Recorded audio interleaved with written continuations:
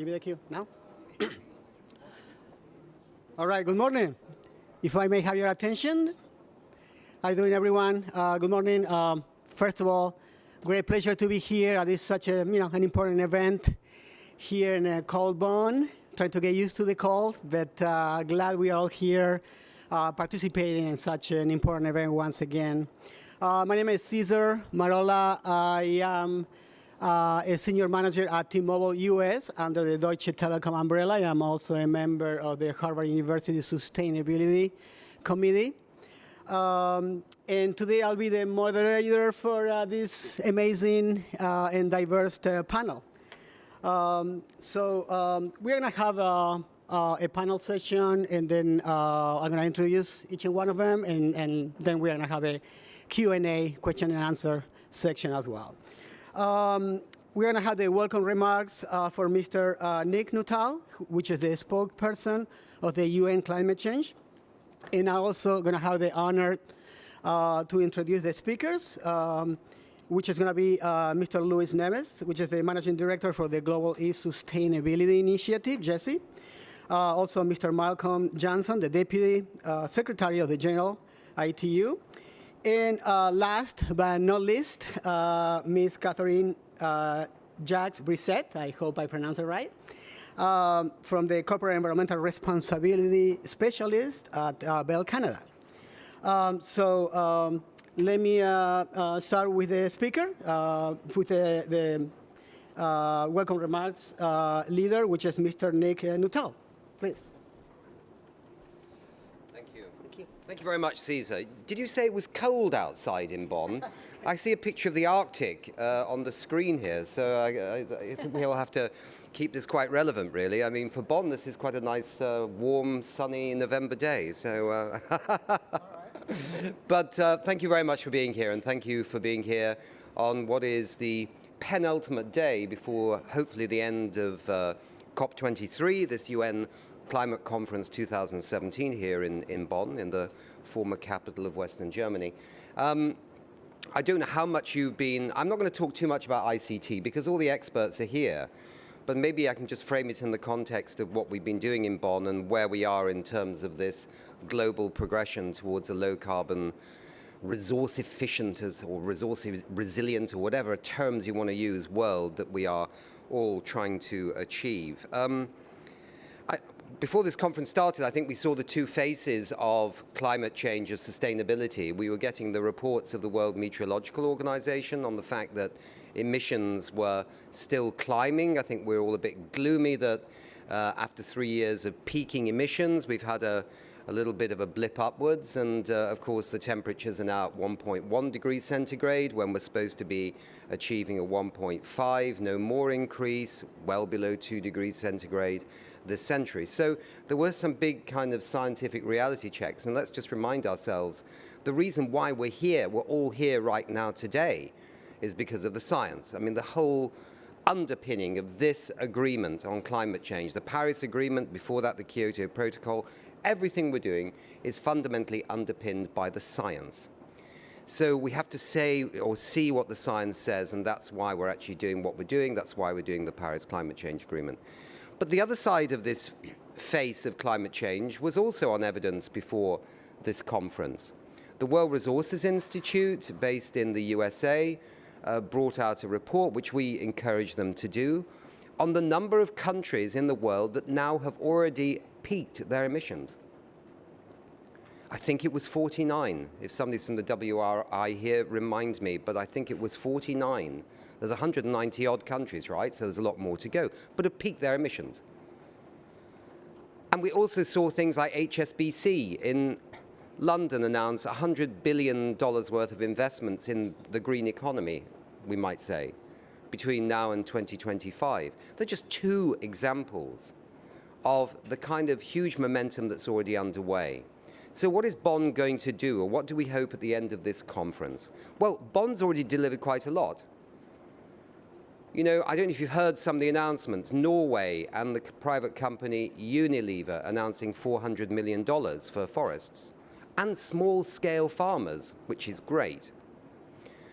Then we had the German government with the British government, other members of the G7, the G20, and also the V20 vulnerable group of nations, which includes Fiji, the COP president, announcing a major expansion of a global initiative to provide insurance, affordable insurance, to 400 million more people by 2020. That one's been cooking for a couple of years, and now it's gone to a higher level of ambition.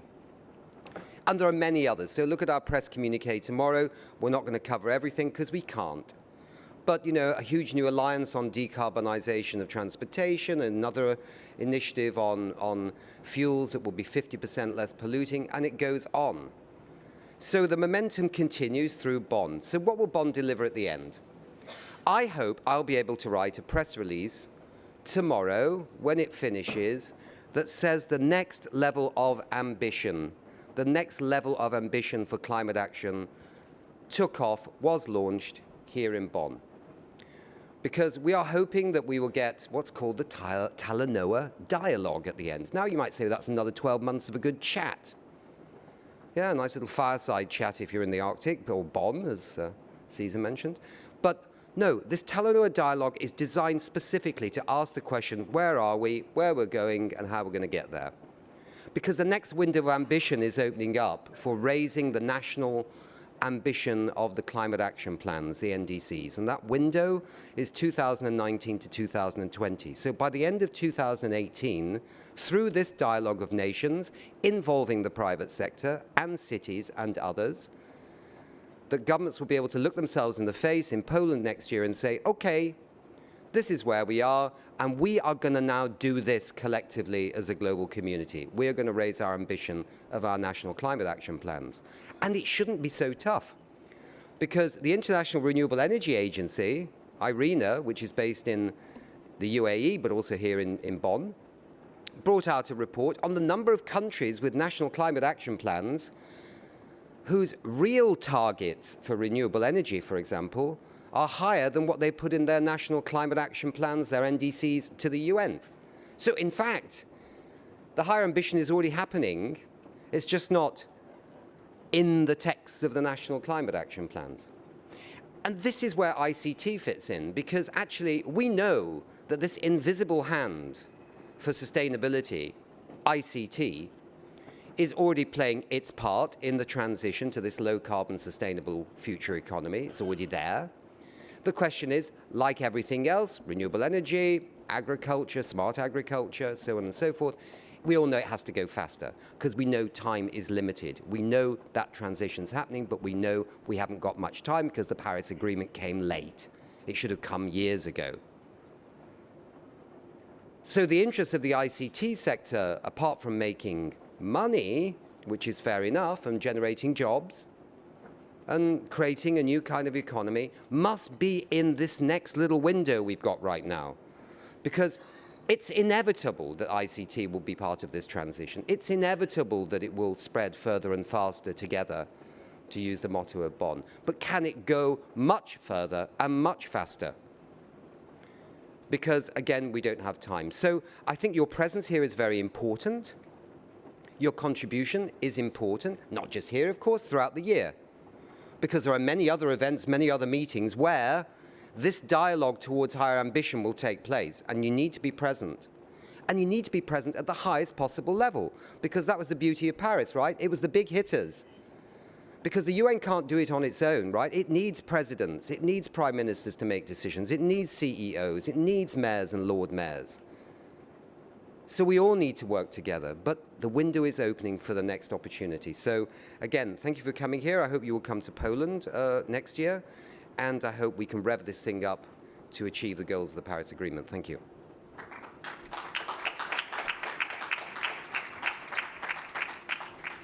All right. Thank you, Nick. Very enriching, challenging, and rewarding, definitely. Great intro. And just to highlight a few points about what you said, yeah, the ICT sector has a very important role in minimizing CO2 emissions. Of course, there to make money, revenue, create jobs, but also have that invisible hand, like Nick highlighted a few seconds ago, to deliver sustainability initiatives and great options to minimize climate change impacts. So So great, thank you again. So now we're going to jump into the next section. So we're going to have a Q&A section. We're going to do some general discussion on certain topics related to the ICT sector. Let me ask, should I introduce, I'm going to introduce again our panel members. Once again, Mr.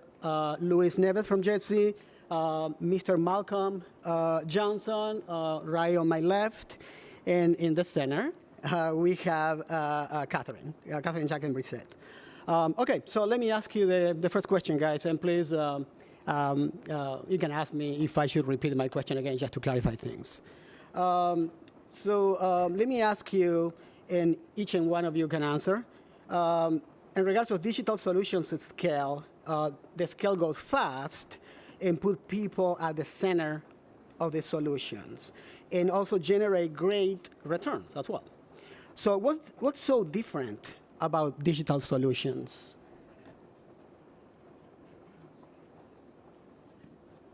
Malcolm?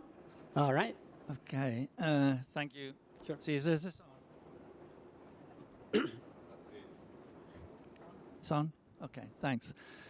Good morning, everybody, and thank you for coming along early in the morning with so many other events on, no doubt, around the Bond Zone. Let me just start by saying that we're very happy to contribute to Momentum for Change, and especially the ICT solutions section of that. The ITU, of course, is the lead UN agency for ICTs, and we've been participating in COP since Bali, advocating ICTs for mitigation and adaptation to climate change. And I can say it was quite a struggle to get this message across initially, because clearly the negotiators are all from environment ministries, so not very familiar with the technology and the capabilities of the technology. So it was quite an effort to get this message across. And we in ITU first produced a report on ICTs and climate change in 2007. And it was putting across the message that, okay, the ICT sector does contribute to greenhouse gas emissions, clearly, and that contribution has grown since 2007 because exponential increase in the use of the ICTs. But on the other hand, it substantially reduces overall greenhouse gas emissions, and number of studies have shown that to be quite substantial, around 5 times the contribution to emissions by using the technology to reduce emissions in the more polluting sectors like energy and transportation, buildings. So we've been participating in these conferences ever since 2007. And we've also associated with JETSI to bring speakers from industry to help put this message across in events such as this. And I think that we've definitely contributed to getting that message across. And of course, the Momentum for Change has helped greatly with giving practical examples, like we'll be hearing about later this morning. Really wonderful examples, and it's really nice that we have a means of recognizing these achievements and giving these awards. So ITU is very happy to work on that. Just to say that I think there's so many examples of where ICTs can be used to mitigate and adapt to climate change. There are so many different examples. I'm sure everyone in this room is already convinced of the case for ICTs in that regard. Let me just say that ITU will continue to advocate for this and also take practical steps towards that. For example, by reducing emissions from ICTs, we produce international standards. So we have a requirement now for all our standards to be energy efficient. And that's one of the main interests for all the work that we do on international standards. And when I say we, I mean the membership of ITU, which is not just governments, but private sector. And of course, it's the private sector that drives most of this work. 450 companies are members of ITU. And so they're very keen also on reducing their footprint. We've achieved a lot of success in that area. And now we're working on things like, the energy used by data centers, which is quite substantial, looking at ways of reducing that energy use. And we have 5G, next generation of mobile coming along. So we're doing a lot of work on ensuring that the energy supplies for 5G will be energy efficient. And let me just give one practical example of how we can reduce greenhouse gas emissions by a fairly simple standard. This is a standard we produced on chargers, mobile phone chargers, chargers for portable devices like laptops or whatever. I mean, we all have, how many do we have at home, I wonder? We have a box full of these, I'm sure, at home, because whenever you buy a new mobile, you get a new charger. So we have a standard now, which has been agreed by all our industry members, so that when the charger is offload, most people leave the charger plugged in, disconnect the phone, and the old chargers were still using energy.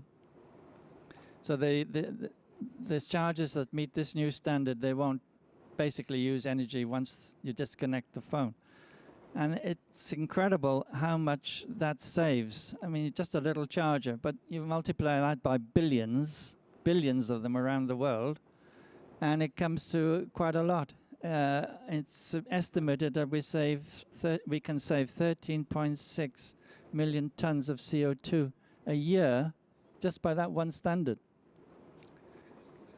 Quite significant. But people don't. Okay, we have to also change people's behavior. Nick said we can ask people to disconnect, pull it out of the socket, but getting people to change their methods and behavior is not easy. And now we have also similar chargers for the laptops and whatever.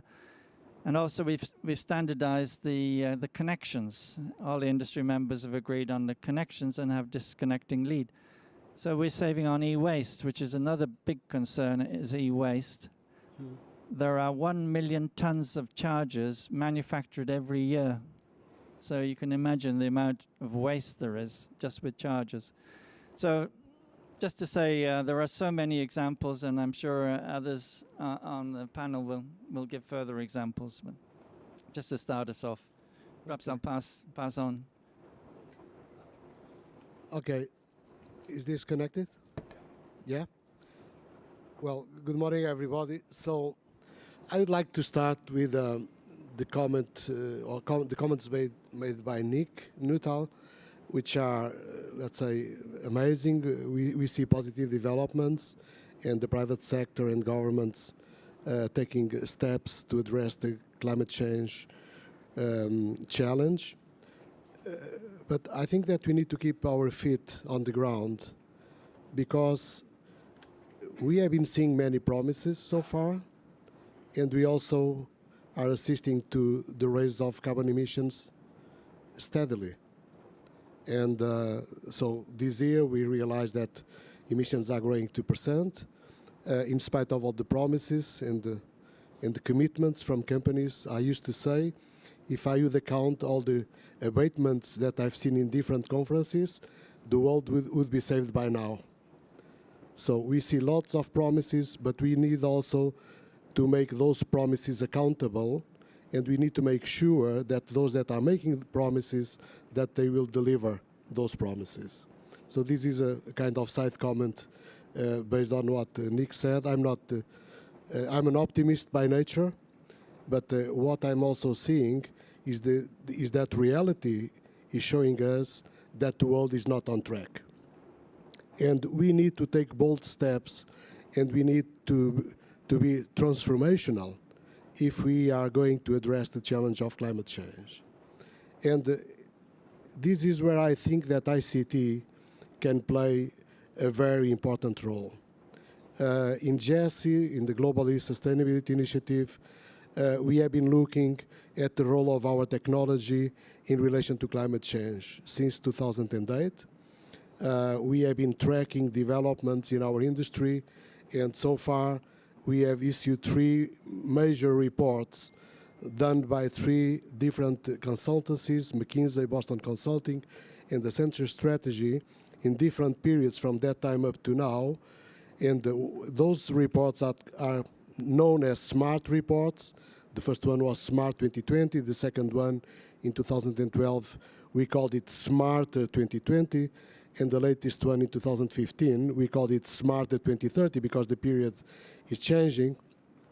And we asked this in the 3 reports the same 3 questions to the consultancies.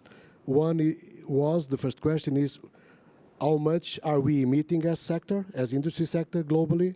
What is our carbon footprint? The second question was, what is our enabling capacity? So what can we do to enable other industry sectors to be more efficient, like energy, manufacturing, buildings, transportation, and so on? And the third question was about the business value, because bottom line here, well, we need to understand that we as a private sector, we need to ensure the sustainability of our companies and jobs of people working for us. So we wanted to understand the value of CO2 emissions to our industry sector. And what is amazing is that what we are seeing within these 3 reports is a clear direction in terms of our footprint going down. So many people has been arguing that the telecommunications industry and the ICT industry emissions are going up. That's not reality. Our reports are showing that our emissions are going down. What does that mean? That means that we are deploying much more efficient technologies. We are being more efficient in our operations, and we are controlling our own emissions in our premises, being buildings, network infrastructure, data centers, fleet management, and so on and so on. So this is a clear trend when it comes to our footprint. When it comes to the enabling capacity of our industry, what we see is that the enabling impact is now, it will be in 2030, 10 times bigger than our footprint. So we will be reducing by 2030 12 gigatons of CO2, which is equivalent to 20% of the global emissions by that time. So if that's going to happen, that would mean that emissions in 2030, they would be at the same level of 2015. So for the first time, our industry will allow for a decoupling from growth in relation to carbon emissions. And then the good news about this is that every single sector, including the ICT sector, will be making profit out of this, because the efficiencies that we will be generating through the enabling capacity of the technology, they will produce a global value of 11 trillion US dollars, which will be then distributed by the different sectors. And so this is the amazing story about ICT. And we want in GESI to deliver on this. And that's why we will be continuing to monitor how the sector is developing in spite of major traffic in our networks, increasing data, exponential increase of data in our networks. We are delivering to our promise. And we will continue to monitor that and to report on that to make sure that things are kept on track. It is clear that our technology is developing very fast. We see great innovations. We are now moving to a different world of Internet of Things, machine-to-machine communication, artificial intelligence, virtualization, dematerialization. My hope is that in 10 years' time, we will not be seeing any laptop, any mobile phone, because things will go virtual, touchable. So I think that's the way that our technology is going. We already can see some developments in that direction. If we manage to do that, on top of our efficiencies, we will also be giving a great contribution to resource efficiency by getting rid of materials. We will not be needing to use any resources from the earth that we are using today to make our devices. So this is where we go. And then by connecting people, by providing connectivity to everybody, we are giving people access to education, to better health services, and so on and so on. So this is what we want to do. We will continue in Jesse to monitor, to work together, our companies on this. And I'm sure that when we are coming here in a couple of years, we can see those developments happening in reality. And I would like to finalize to say that we are very proud in Jesse to have this cooperation with the UNFCCC. We started Momentum for Change 3 years ago. It was a big effort from Jesse. We spent 30% of our budget to support this program by that time. And I think it was worthwhile to do it. We have been awarding many new innovations. Today I'm proud, and just 2 days ago, we are awarded 4 new innovative solutions. There were more that didn't got the award. So a compliment to all of them. This program has been amazing. It has been growing. So through this program, we have been promoting innovative solutions for climate, and we have to be proud of that together with UNFCCC. Our program this year is coming to an end. We now need to sit together to see what are the next steps. Hopefully, we will continue to collaborate with the United Nations Climate Convention. I hope that technology, ICT, will be playing a major role in combating climate change. Cool. Thank you, Luis. Thank you so much. So let's jump to the next question. And within the context of the role of ICT in climate change, how can ICT solutions help support the implementation of the Paris Climate Change Agreement? That's a very good Catherine? question. Okay. All right, thank you. Thank you very much, Al, for these very inspiring introductions. And thank you for all of the work that you're doing at JC. I think it's very, very important to promote the role that ICT can play with regard to the Paris Agreement. And I think it's on 2 fronts, mainly, on both the mitigation side and on the adaptation side as well, which is also very important.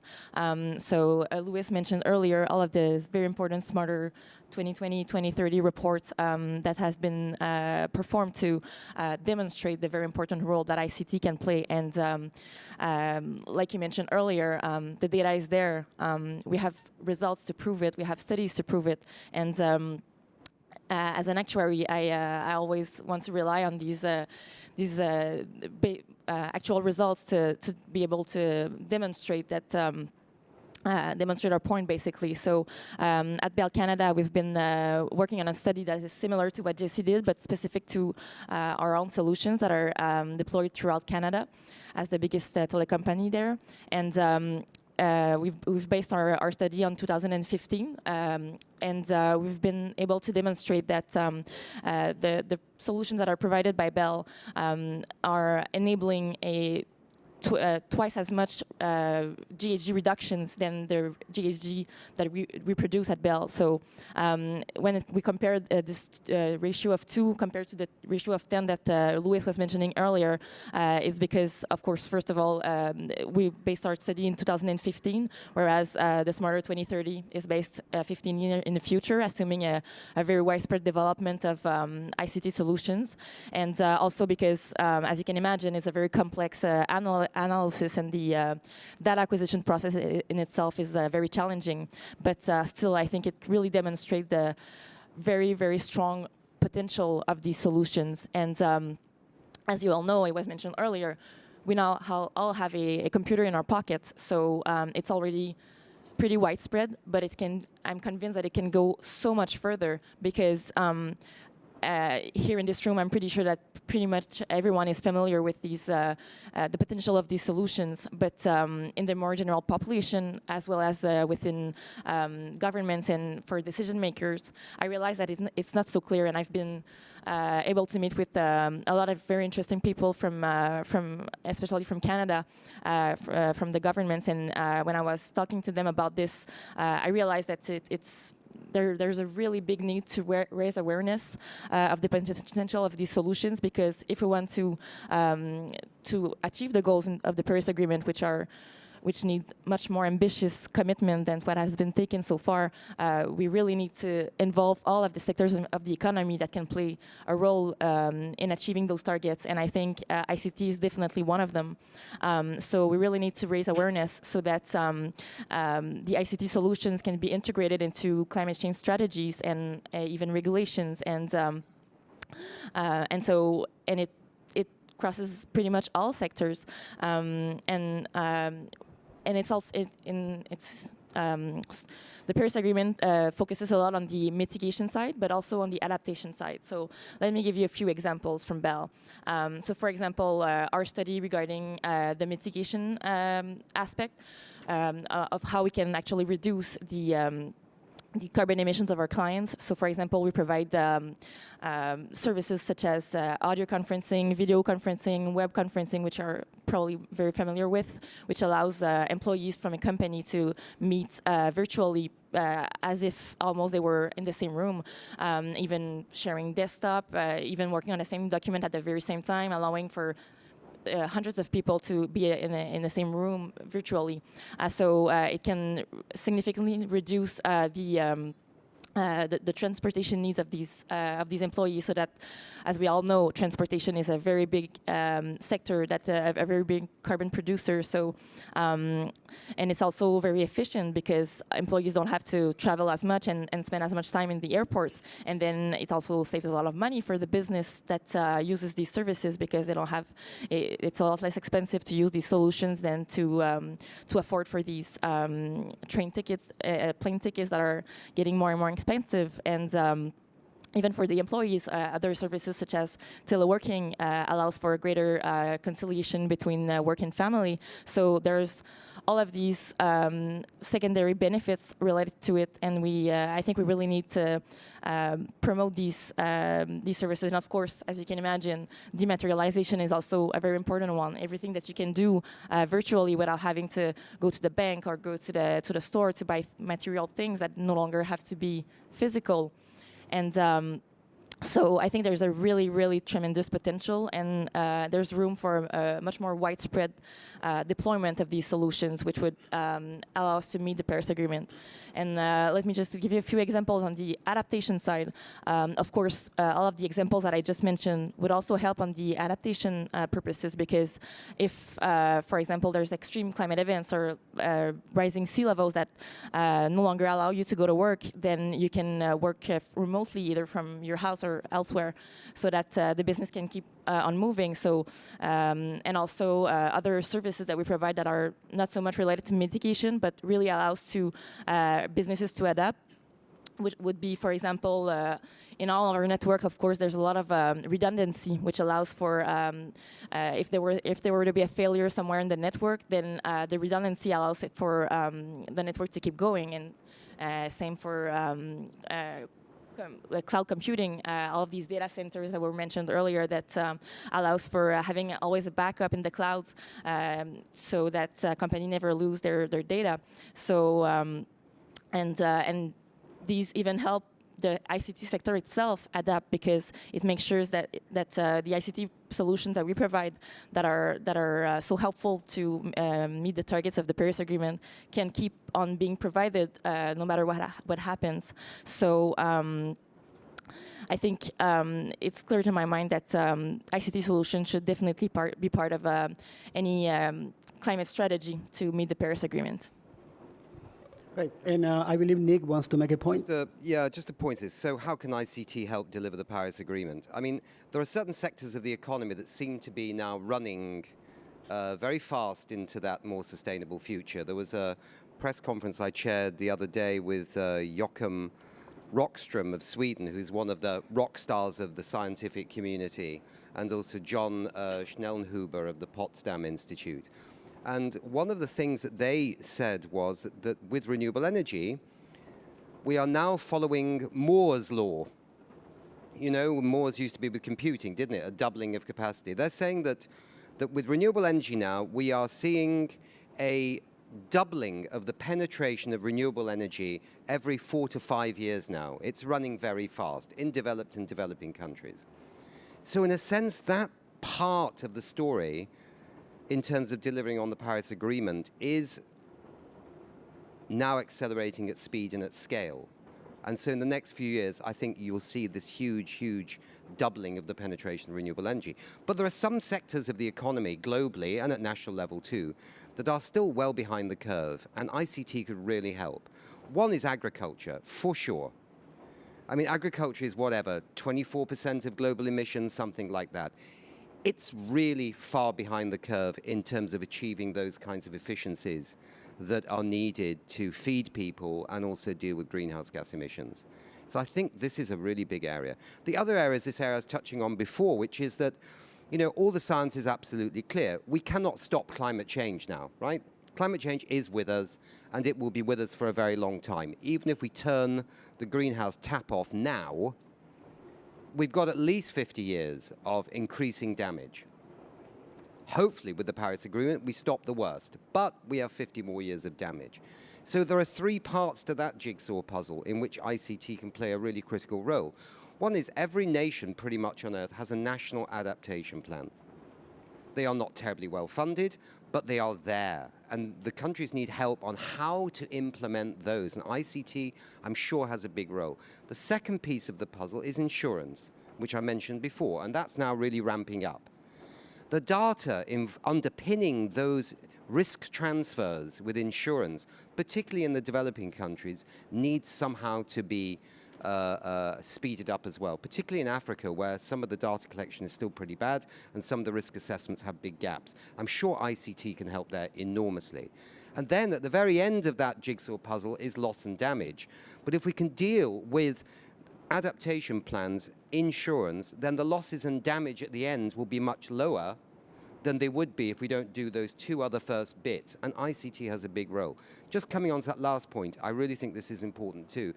You mentioned virtual conferencing, and every time as a spokesperson of these conferences, the journalists always ask me, why the devil are 30-odd thousand people coming all around the world, generating these huge carbon footprints, and aren't there smarter ways of doing it? Well, I'm not sure there are, to be honest, because actually we do like to get together as real people. And a lot of the deals that get done over in the Bula zone cannot happen by virtual reality, right? It's people in a room talking to each other, cutting a deal.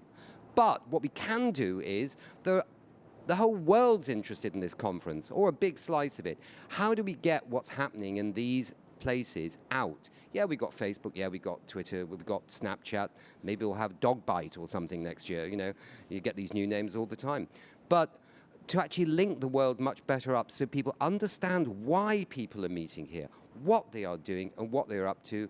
I think today we have a link with Fiji, where things will be broadcast back to Suva and other places where the people in Fiji can see what their government's doing and what we're all up to. But I think that's a very important part of the education process, so people understand that the UN negotiations actually have a value, they are relevant, and they are part of the real world as much as you are. Thanks. Great. Thank you, Nick. Thank you so much. Okay, we are going to wrap it up for this section of the event. Thank you so much to each and one of you for your participation. And that's all for now. Thank you. Thank you. Great pleasure. Thank you. Thank you so much.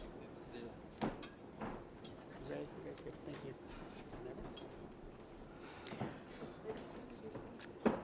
Okay, now for the next segment, I'm gonna invite the ICT Solutions winners to the stage, please. Where are they? There they are. Go. Cesar, great pleasure. Please take a seat.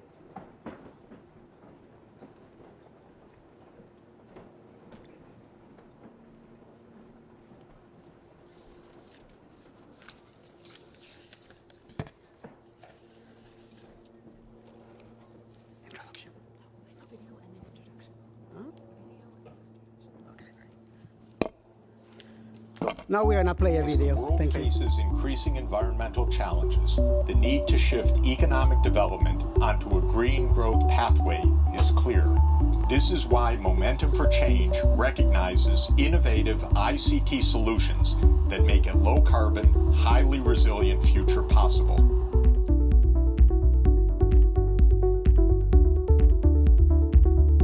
In Colombia and Honduras, free and easy-to-use ICT tools are helping farmers make climate-smart decisions.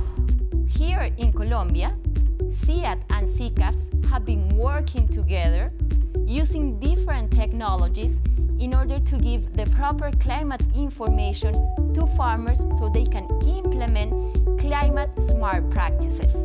From our experience, we have seen that a lot of meteorological offices around the world, they provide these forecasts, but it never gets to the hands of the farmers to make better decisions. So what we are trying to do here differently is to engage in a conversation with the farmers through these different technologies, not only generating the analysis that comes from this information, but it's also putting this information in the hands of the farmers, and they can use this information properly to make better decisions in terms of when to plant, where to plant, what to plant, and even deciding on planting or not planting, waiting.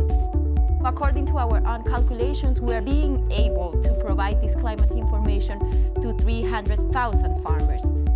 Si usted se estanca y no evoluciona en los beneficios que le puede traer la ciencia, usted se acaba. Nosotros no nos hemos quebrado, aunque somos una microempresa, no nos hemos quebrado porque le hemos hecho caso a la mesa agroclimática. In Arctic Canada, an ICT monitoring and dissemination system helps Inuit people adapt to rapidly changing sea ice conditions. Inuit have traveled on the sea ice for millennia. They have adapted to the interannual changes in sea ice. But what climate change does is it brings unpredictable changes in the ice. And what Smart Ice does is really try to help give Inuit extra information so that they can plan safer travel routes. The smart comatic, the mobile sensor, that uses electromagnetic waves, and because we know where the top of the sensor is and where the top of the ocean is, we can determine the thickness of the ice. The stationary sensors use temperature probes every 5 centimeters, and by looking at the temperature profile, we get these gradients, and we find what we call inflection points, and therefore we can determine the thickness of the ice. It gives people a better idea, I guess, at the end of the day, what they're traveling on, especially if the ocean was warm the previous season. It's making travel safer for people in the north. In South Korea, 15 million credit card users are rewarded with points when they buy eco-friendly products, use public transport, and consume less electricity, water, and gas. 국가가 제도적으로 산업 정책들을 바꿀 수는 있지만 그래도 소비자들의 그 소비자 파워라는 것이 그 국가 기업들의 생산 활동을 바꾸는 데는 가장 효과적인 방법이 될 수 있다는 점에서 저는 이런 방법들이 그 세계 생산 소비 구조를 전환하는 데 도움이 될 것이라고 생각합니다. 이 결제 시스템에서 친환경 제품을 자동으로 인식하고 그에 따라서 현금과 같은 포인트가 적립되는 그런 시스템이라고 할 수 있겠습니다. 따라서 그린카드는 저탄소 소비 활동을 할 때 ICT를 활용해서 인센티브가 제공된다는 점에서 기존 기술과는 차별화되는 그런 기술이라고 할 수 있겠습니다. 제가 아이를 낳기 전에는 환경을 보호해야 된다는 저는 생각을 해본 적이 없습니다. 그린카드를 쓰게 되면서 아무래도 친환경 상품에 대해서 생각을 하고 친환경 소비에 대해서 생각을 하다 보니까 예전에는 의식하지 않았던 행동들을 점점 친환경적으로 변화시켜가고 있는 저를 발견하게 될 때 그린카드를 사용하기를 잘했다는 생각이 듭니다. In the Mont Blanc mountain range, an innovative biodiversity and climate change observatory measures and reports the impact of climate change in the region. L'impact du changement climatique sur le massif du Mont-Blanc ou les massifs montagneux en général est plus important qu'en plaine, un peu comme en Arctique où on a une accentuation du réchauffement. On met en place des protocoles de suivi de la faune et de la flore, ainsi que des paramètres climatiques à différents étages du massif du Mont-Blanc. Ces mesures sont envoyées automatiquement toutes les heures via le réseau mobile Orange. On a également mis à disposition un site internet qui permet à différentes communautés, comme des chercheurs ou le grand public, de rapporter des observations en plus de la simulation faite par les données. La marque de fabrique du CREA est la science participative, donc associer les citoyens à la collecte de données. Donc en étant acteurs, on s'approprie les enjeux du changement climatique en montagne. On a un réseau qui nous donne les indications, puis ensuite à nous de transcrire avec des mesures opérationnelles ce qui peut être fait en zone de montagne comme ailleurs.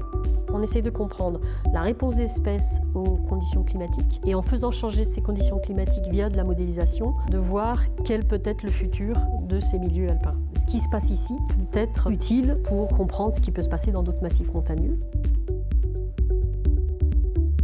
ICT solutions are changing the way we conduct our business and everyday lives. These solutions make it easier to make environmentally conscious decisions and transition to a low-carbon economy. The 2017 ICT Solutions Lighthouse activities shining a light to show that there's momentum for change, change for good.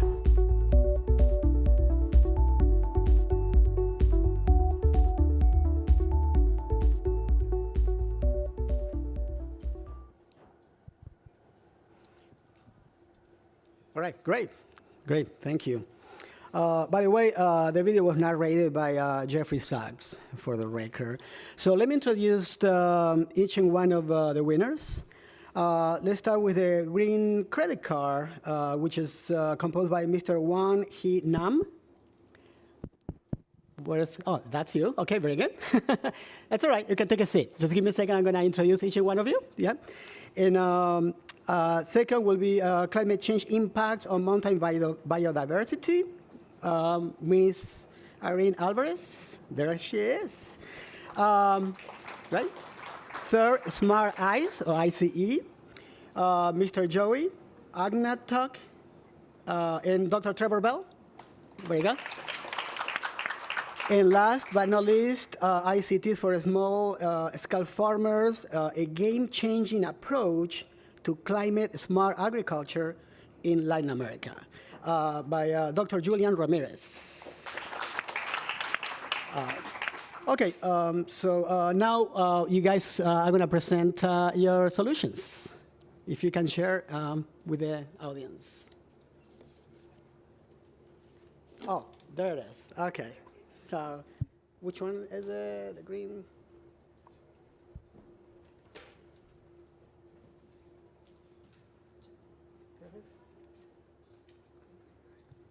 Cool. So, green card credit, go first. Thank you.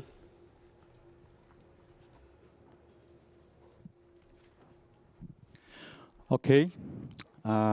Distinguished guests, ladies and gentlemen, it is indeed great honor for me to introduce green credit card system in Korea. Korean people really love using credit card. As you can see in the graph, 71% of total payment was checked out with credit card. It is very high compared to that of Australia, Germany, and Netherlands. This is the starting point where we came up with green card. This is green card, as you can see on the screen. We introduced economic incentives in this card to induce eco-friendly lifestyle.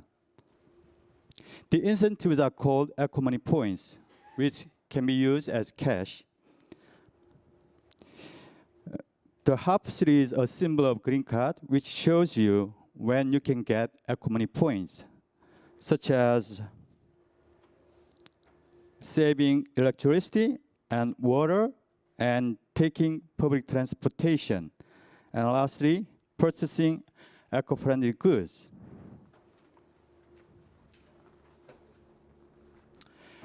The core element of green card is payment system, which is ICT solution called as Green POS. green point-of-sale system. Greenpost can identify which items are eco-friendly goods and how many eco points are suitable for it. So thanks to Greenpost, you can use Green Card very easily. Just go to retail store and find and select eco-friendly goods and check it out with Green Card. That's it. Then Eco Money points will be automatically accumulated up to 20% of the price of products. It's a lot. Then how can I figure it out? Here is the receipt. In which eco-friendly goods are marked with spade shape. This receipt shows you how many points you can get by that price, but by that purchase, which is in this case around $27, and also the total amount of points you have earned since you started using credit card, which is in this case $425. As I mentioned, Green Card is very simple and easy to use. And that is why the 15 million cards have been issued since it was launched in 2011. Green Card is now one of the best-selling credit cards in Korea.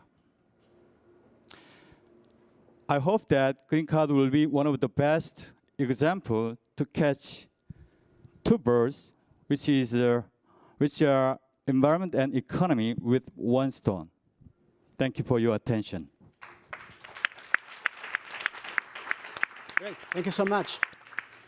Okay, great. So next, we're going to have the climate change impact on mountain biodiversity by Ms. Irene Alvarez.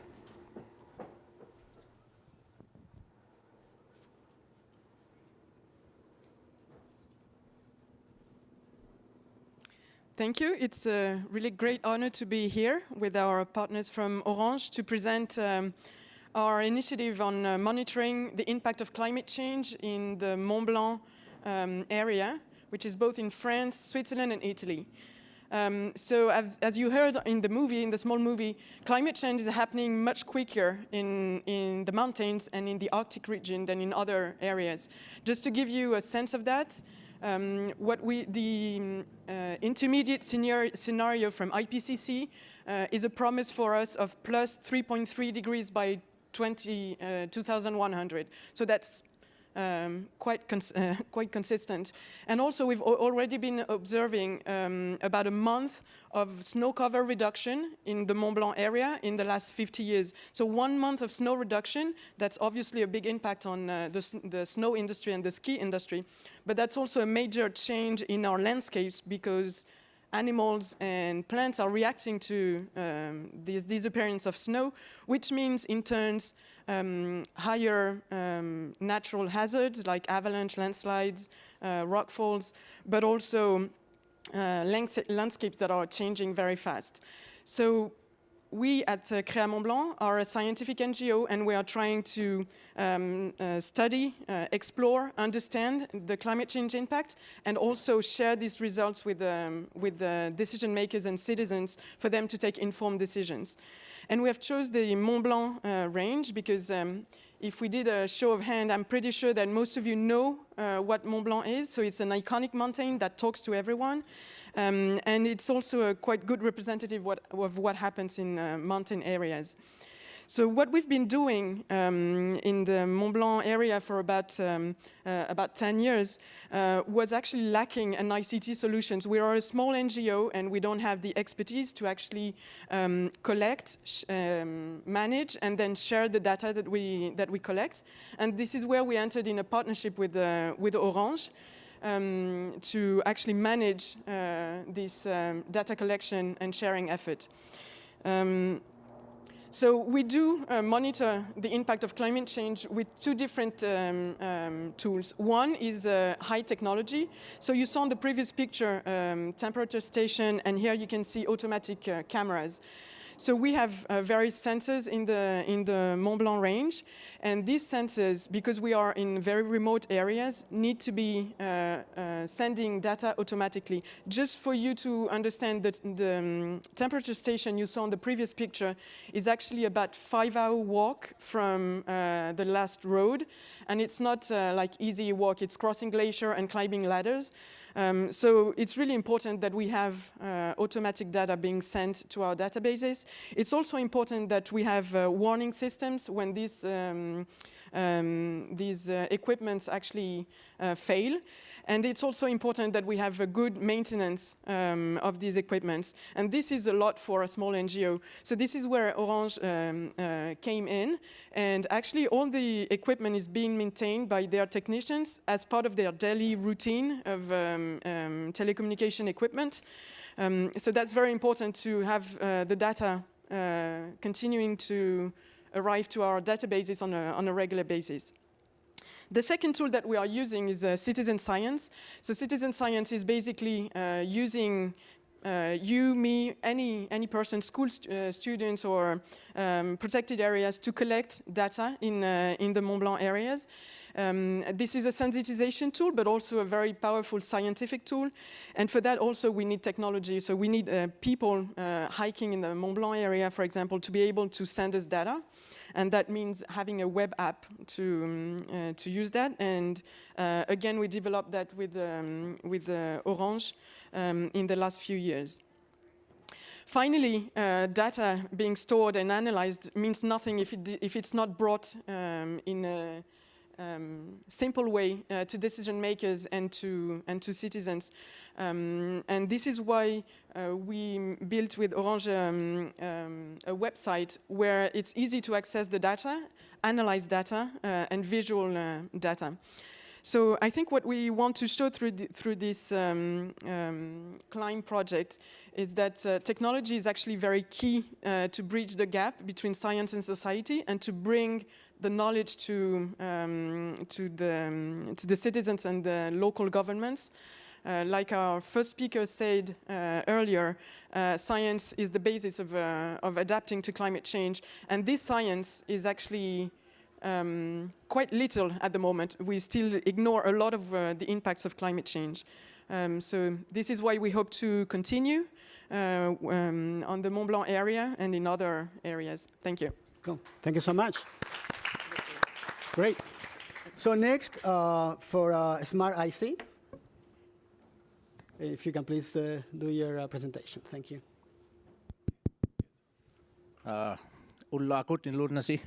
It's Inuit for good morning, everybody.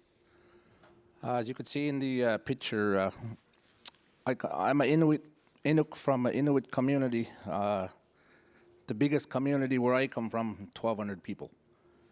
As you can see in the picture, we travel on the sea ice from December month to June.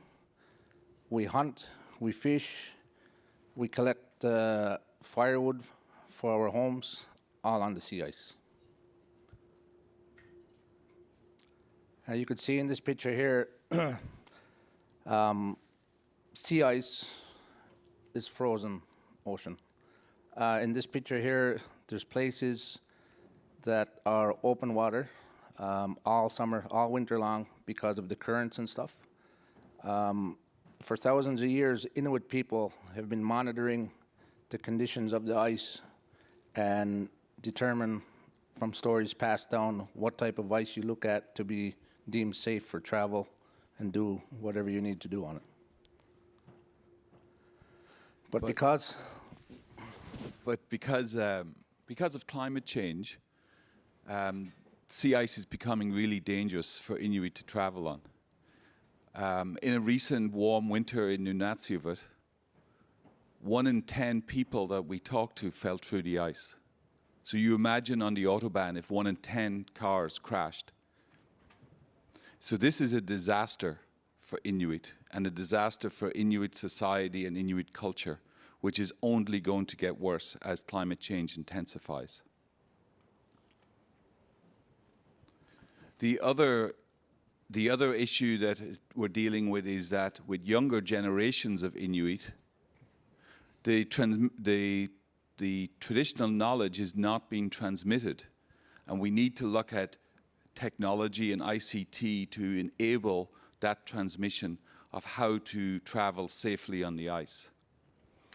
We know also that there is more non-Inuit living in the north who do not have any skills of traveling on the ice. And the result of this is in the last 5 years, the number of search and rescues in the Arctic has doubled. And a search and rescue in the Arctic doesn't simply mean sending an ambulance out to an autobahn. It involves a helicopter traveling for 12 hours with the support of a Hercules aeroplane because the crew runs out of time. It's hundreds and hundreds of thousands of dollars. So it's expensive as well as dangerous. Smart Ice tries to address this issue. It integrates on-ice technology, remote sensing, and Inuit knowledge to try to make ice travel safer. As you can see in the picture here, there's two pictures. One is the way we used to measure ice thickness, snow thickness, water temperatures. But the other picture is the new way that we're able to do it now that can measure air temperature, ice temperature, snow temperature, and water temperature every day through the satellites and give somebody sitting in their house with a computer access and know what's happening every day with the ice. And as you can see in this picture here, this is about 10,000 square kilometers. In the top portion is what we call the smart Chamutik. Chamutik being a sled that we put stuff on. It's an instrument that traveling over the sea ice, whether you're traveling 20 kilometers an hour or 80 kilometers an hour, every 2 seconds it gives you real-time measurements of the sea ice. As you could see the different colorations in the picture, there's measurements between 12 inches to 18 feet within 3 days. The reason it's so different is because of the ocean current that enables the ice to get thicker in certain places, and the reason there's 18 feet of ice is these places where you have strong tides, you have a lot of accumulation of ice. People didn't realize these 18-foot thicknesses until we got the technology that we're using in our community. A third piece of the information that we provide are maps that are made by interpreting radar remote sensing or satellite imagery, which the radar is able to see through the darkness of the Arctic. So the communities in the north right now have 24 hours of darkness. I think you need to remember that. So people are not only traveling on dangerously thin sea ice, they're traveling on it in the dark.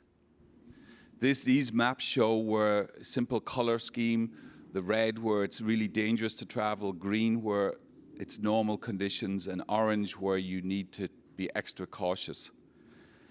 These maps were co-designed with the community in mind. They have given us the input on how they want the information to look that is of benefit to them. We also use technology to communicate this information. So we have a data portal that's available within the communities where they're able to access all of this information. But for the elders of the community who don't own a computer, we print the maps off and hand it to them so that they have that information. We also have put it on a flat screen TV in the only grocery store in these communities. So everybody goes there every day and they can see the latest map. These are practical solutions, not very high tech, but they are effective. But the elders also look towards those generations who are tech savvy but do not have the traditional knowledge. And they said, can you make an app for them, for their smartphone, that helps them access this information? So we're also developed a smartphone app so people can download this information, the younger generations, before they go out on the ice. And they can navigate on the ice with the app in their pocket. It's important to note that this is an operation, a service provided by Inuit for Inuit. And I think that's the sustainability aspect of it, because I think if it relies only on people from the south to provide this service, then it is not sustainable.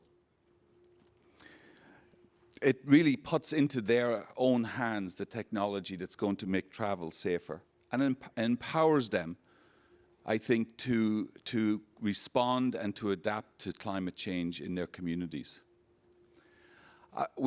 This is our last slide, and the point I want to make here is I think it's clear that above and beyond the service that we provide by Smart Ice to the communities, I think that there is a greater legacy here.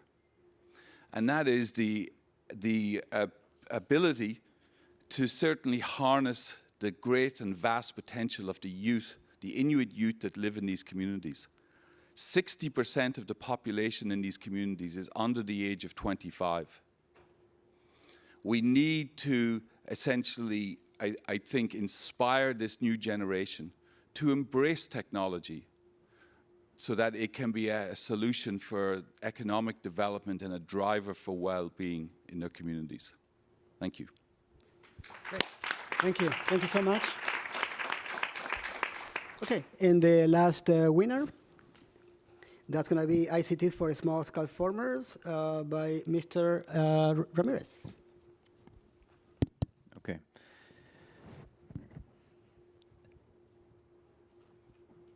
So we come from a country where farmers, right now, they are experiencing extreme climate conditions from one year to the other.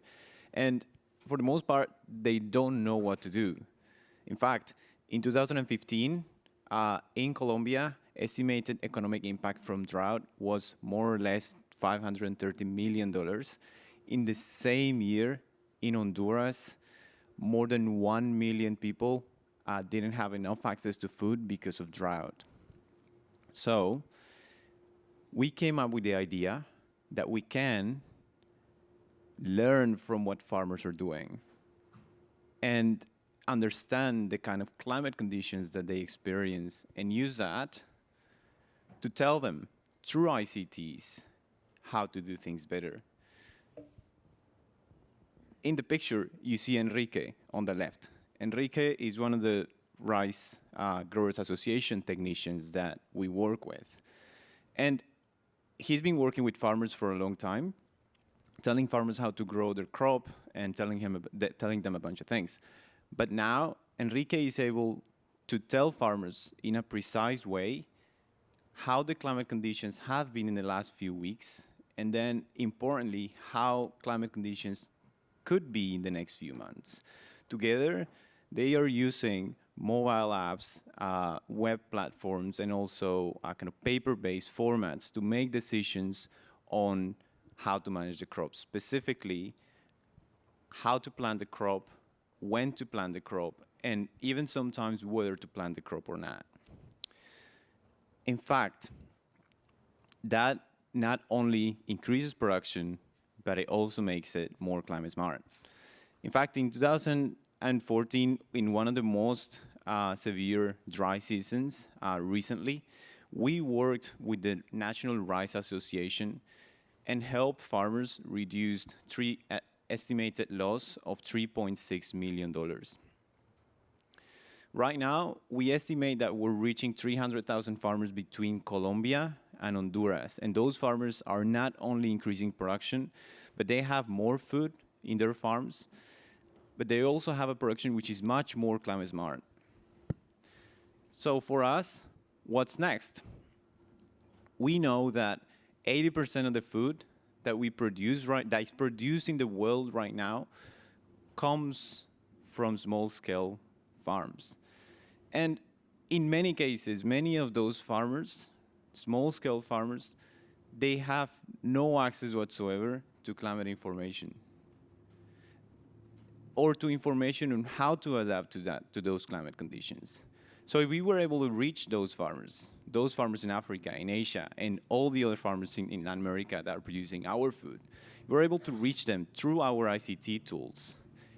We can not only change fundamentally the way they make decisions, but we could also ensure food supply for ours and also for future generations. Thank you.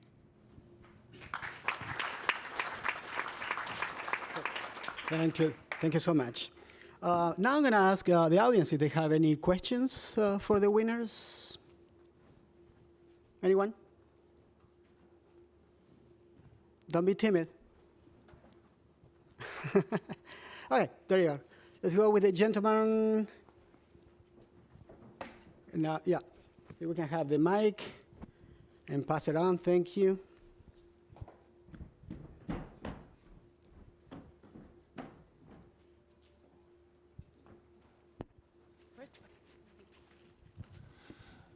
Hello, thank you for the presenters. I'm Domenico Vito from Politecnico di Milano, and I want to ask one question about the design of ICT solution, for example, related to farmers. In this last presentation, we saw how it's important to involve also a community through, and ICT could be an effective instrument to do this, but another important thing in using this kind of instrument is the design, maybe, for example, for user interfaces in order to enhance usability.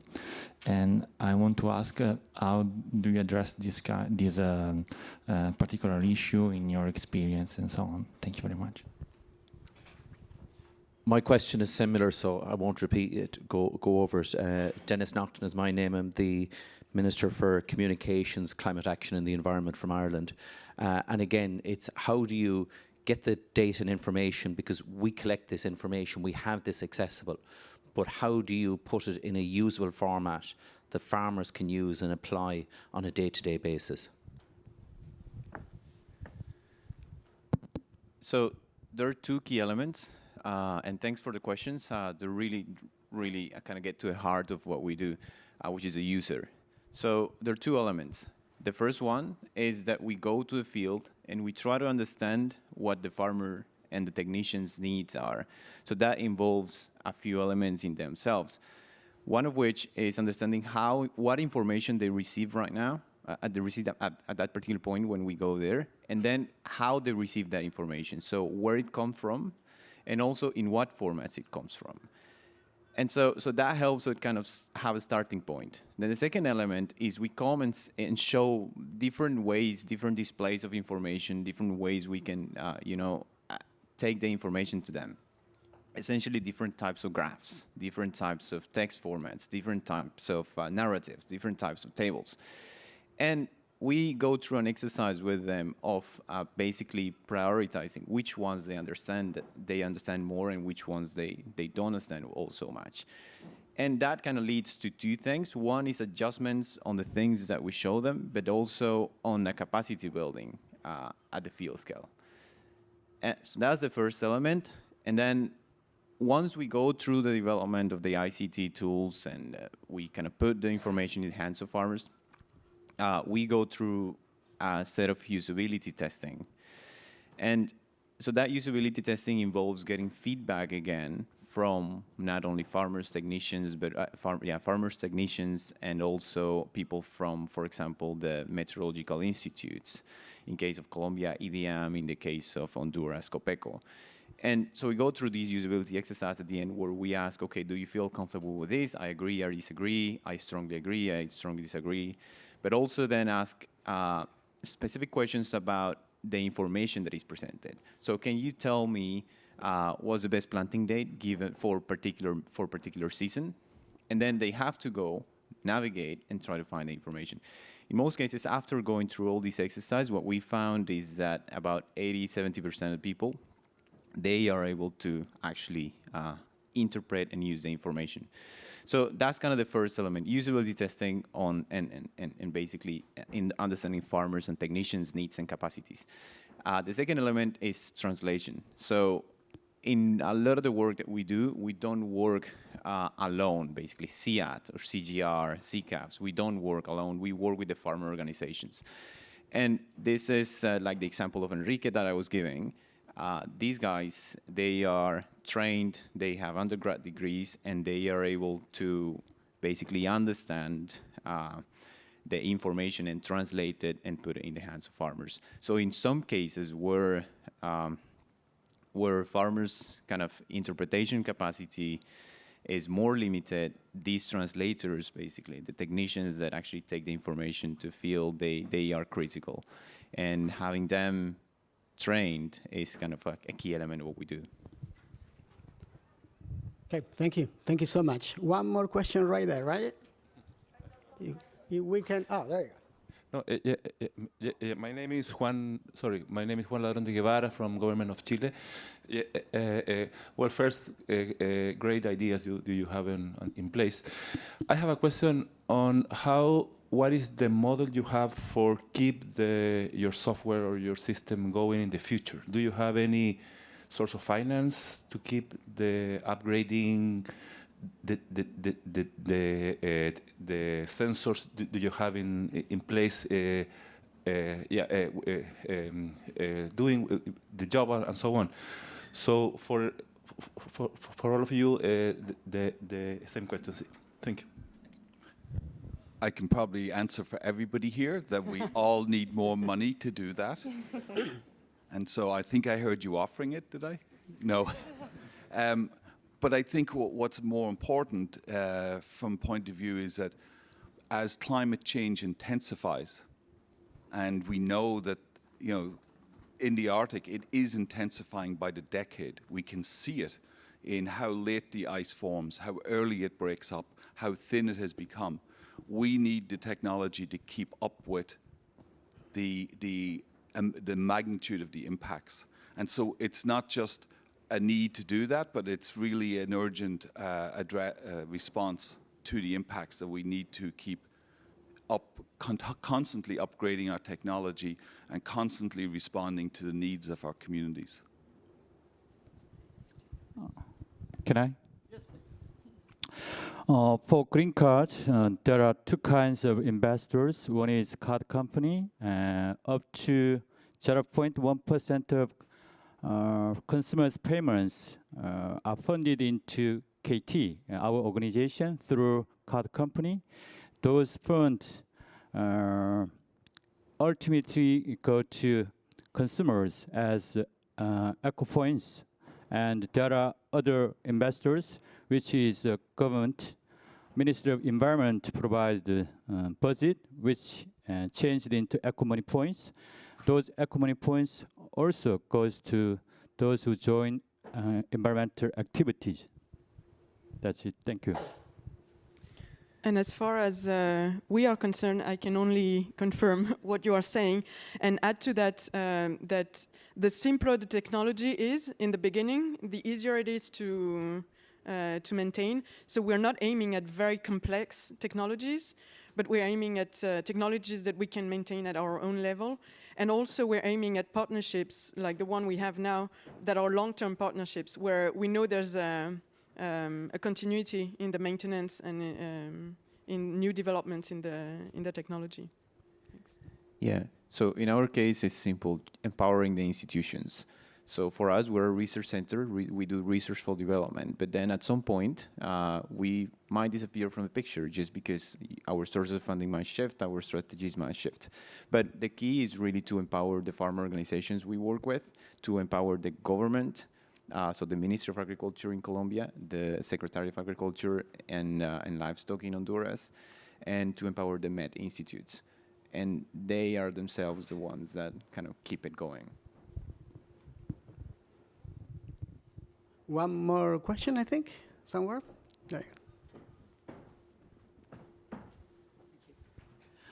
Hello, my name's Judy Sull. I'm from Mother Channel Internet Television Channel, which reaches all over the world, and maybe some of the answer to what Nick's talking about, because this goes into everybody in the planet. But what my question is, I've been interviewing people who've been talking about the end of ice, Farewell to Ice, a book written by Professor Peter Wadhams, in which he maintains this is a one way downwards with ice. And I'm sure all of us are dealing with disappearing ecosystems. And I have a great belief in indigenous people and their ability to maybe get us out of this mess. So I consider to some extent Irene as an indigenous person of her mountain territory as well. But I know that you may have some wish. We've got to think of something to cool this planet down. And if you had a gut feel of what you think is the most important element that could change our planet back again, get our ice back, get our water systems back to what they would, could you tell me what that would be, please? I guess where I come from, bring the temperature back down. Unlike like the picture you saw earlier of the drought-stricken soil, a lot of people don't talk about it, but we Inuit back home, we observe the ice, we observe the snow, we observe everything every day. But a lot of things you never ever hear about is where people want condensation in the early part of the winter, we don't want it because snow is an insulator. It keeps the frost from penetrating to make more ice. So if we get a lot of snow early in the season, which we have been in the last 10, 15 years, it has an influence at the end of the day of how thick the ice is. So I mean, in the spring of the year when the ice is disappearing, it disappears quicker because we didn't get our normal 3 to 6 feet of ice. In some places, we've only had a foot of ice. So from me, we just need to bring the temperature down. And just to add to that, I mean, I think in the polar night, which is for Arctic communities right now, they're in the middle of it or at the beginning of that 24 hours of darkness. No matter what happens, unless it gets extremely hot back in geological time, it's going to form ice. But that ice is going to be unpredictable. Can you predict that you can travel safely on it? Probably not. And we know the science tells us that maybe within a couple of decades, that off the coast of Alaska, there will be no reliable coastal sea ice for people to travel on. So climate change is not necessarily something that can be affected in the north, but it's certainly something that is disastrous for the north. And it's not just the polar bear that's at risk, it's the people who live there are at risk, and their voices are not being heard. What could we do for you that would make you get your cooler weather in your gut? Well, I think what people are trying to do here, which is reducing greenhouse gases and putting a curb on climate change and climate warming, especially in the wintertime in the Arctic. But we already know that there's communities in the Arctic that have experienced the amount of climate change that Europe expects to have in the next 20 or 30 years. So climate change is not something that's in the future in the Arctic. It is in the past and the present. So that is why our voices of people who live there need to be stronger, need to be heard, because it is in some cases maybe the end of a certain culture. And as far as mountain ice is concerned, I wouldn't say it is the end of ice, because there will still be ice on the top of the mountains, but it will be much reduced. And for us, the main challenge is actually to get adapted to that. At Créa Mont-Blanc, we are all mountain guides or ski instructors, as well as scientists or science communication officers. And we know that our second job is changing very fast. So providing science for everyone, every professional to adapt is one of our major goals. And the other thing that we are trying to achieve is that because in the Arctic or mountain, climate change is so visible, we want to make these areas witnesses of what's happening and have as many people understand what's happening through the retreat of ice. So I'm not saying it is a chance for mountains to see the ice retreating, but I think there's a lot of opportunities for us to rethink how we live in the mountains based on this. All right, thank you so much. So this is it. I'm going to end it up. Thank you so much to the panel for their participation, as well as the winners and the organizer for Momentum for Change. Thank you so much, and particularly for your exemplary leadership. And I think we are going to do a photo group right now, right? Yeah.